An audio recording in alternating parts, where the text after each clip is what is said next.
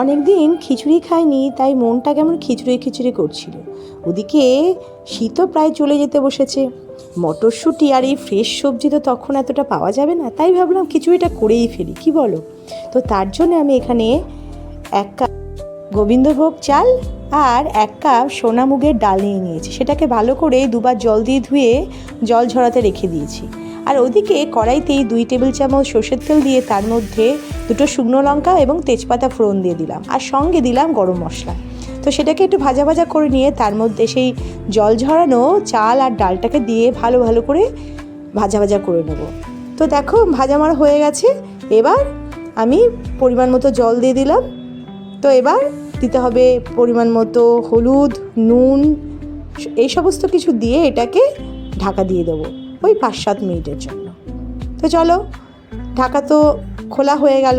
খুলে দেখলাম চাল এবং ডাল অনেকটাই সিদ্ধ হয়ে এসেছে। তখন দিয়ে দেবো টুকরো করে রাখা আলু এবং মটরশুঁটি।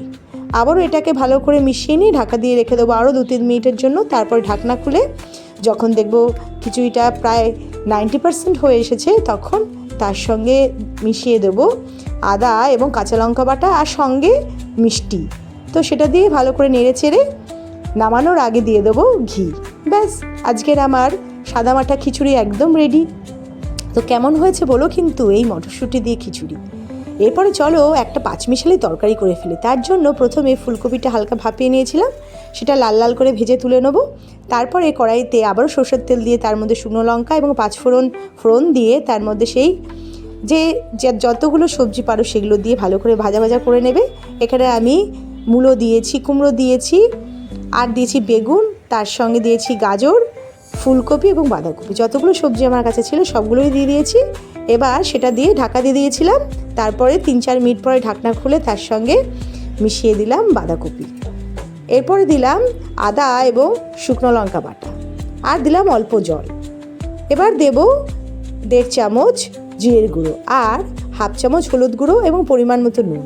আবারও সবজির সঙ্গে মশলাটা ভালো করে নেড়ে চেড়ে মিশিয়ে দেবো। তারপরে আবারও 3-4 মিনিটের জন্য ঢাকা দিয়ে রাখবো। এরপরে ঢাকনা খুলে সেই ভাজা ফুলকপিগুলো দিয়ে দিলাম, সেটাও একটু ভালো করে মিশিয়ে আবারও ঢাকা দিয়ে দিলাম কিছুক্ষণের জন্য। এরপরে নামানোর আগে একটু মিষ্টি দিয়ে দিলাম আর 1/2 চামচ গরম মশলা। ব্যাস, আজকের এই লাবড়া তরকারি কিন্তু একদম রেডি।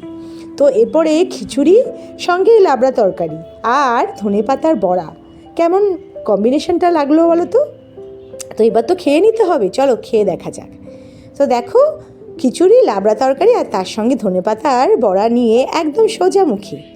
কেমন লাগলো বলো কিন্তু।